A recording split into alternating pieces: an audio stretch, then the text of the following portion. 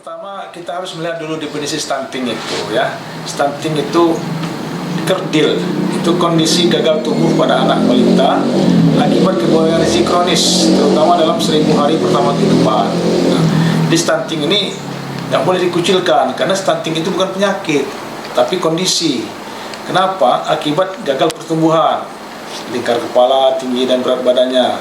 Kemudian akibat gagal perkembangan. Perkembangan apa maksudnya? Penguasaan kata, kemampuan merangkak, berjalan dan lain-lain. Nah, ini disebabkan kurang asupan gizi, infeksi berulang dan stimulasi psikososial. Kapan terjadinya? Ini dalam siklus 1000 hari pertama kehidupan. Jadi meliputi 270 hari selama kehamilan dan 730 hari selama bayi dilahirkan, gitu.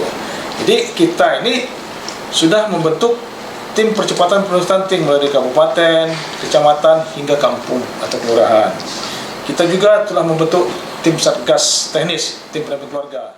Nah, tahun 2022 Kabupaten Waikana ini ada 30 kampung stunting, ya, tersebar di 9 kecamatan. Itu yang 2022. Nah, kemudian kalau berbicara satgas tim teknis ini, yang saya katakan tim pendamping keluarga itu, kita ini ada 371 tim di Waikana ini, tersebar di 227 kampung dan kelurahan.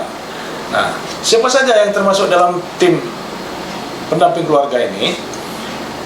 Itu pertama bidan atau tenaga kesehatan yang ada di kampung, di kecamatan. Kemudian ada kader PKK, kemudian ada kader KB atau kader pembangunan lainnya.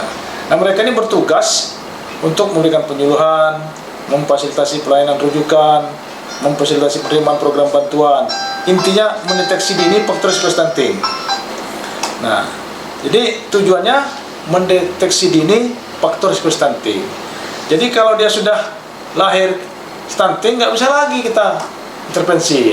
Paling kita memberikan obat-obatan, vitamin. Nah, yang kita jaga ini sebelum lahir. Makanya sasarannya tim pendamping keluarga ini calon pengantin, ibu hamil dan pasca melahirkan. Jadi berdasarkan pendataan keluarga tahun 2021, kita ini mendata keluarga sasarannya 80.405 keluarga.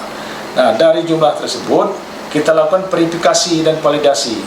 Keluarlah angka jumlah keluarga berisiko stunting ini ada 44.523 orang.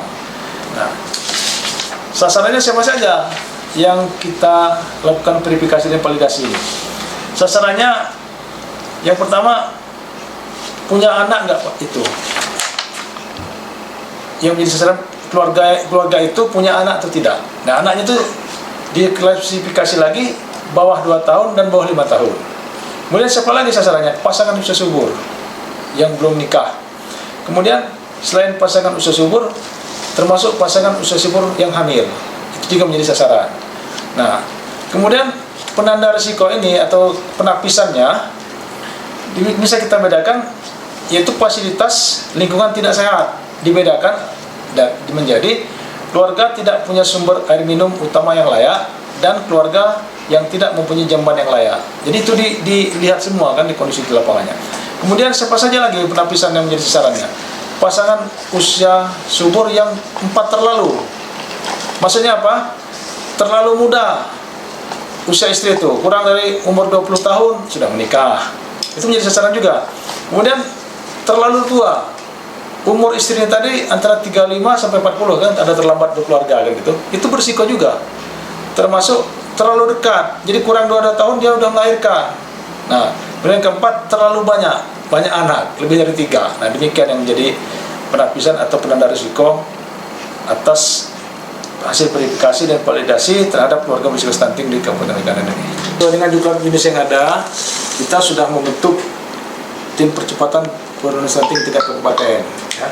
Jadi TPPS ini pengarahnya ada ketua Pak Bupati dan Forkopimda, anggotanya. Dan ada pelaksananya ketuanya Pak Wakil Bupati. Kemudian wakil pelaksana ini Pak Sekda, Kepala Bapeda dan Ketua Tim Gerak PKK. Sekretarisnya Kadis P3A P2KB, ya, kami sendiri. Nah, kemudian selain daripada ketua, wakil ketua, sekretaris ini, ada juga bidang-bidang Pak. Bidang pertama, bidang pelayanan intervensi. Ini koordinatornya Kadis Kesehatan dan seterusnya, ada anggotanya ya. Kemudian ada lagi bidang pendampingan. Nah, bidang pendampingan masuk lagi, koordinatornya Kadis P3AP 2KB. Kita lagi masuk di urusan pendampingan.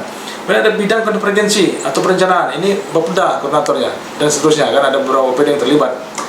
Kemudian bidang data dan Monep. Ini koordinatornya Rektor STAI Almarif Bardatu. Jadi terlibat di situ untuk melaksanakan percepatan penurunan stunting di Kabupaten Waikanan ini. Kemudian begitu juga di tingkat kecamatan turun ke bawah, ini SK-nya ditandatangani oleh Pak Wakil Bupati nih, yang untuk TPPS tingkat kecamatan. Demikian juga di kampung, ada juga TPPS tingkat kampung yang ditandatangani oleh kepala kampung. Tugasnya apa? Mulai dari kabupaten, kecamatan, dan kampung ini, tugas TPPS ini mengkoordinasikan, mensinkronisasikan pelaksanaan kebijakan program dan kegiatan penurunan stunting di Kabupaten Waikanan.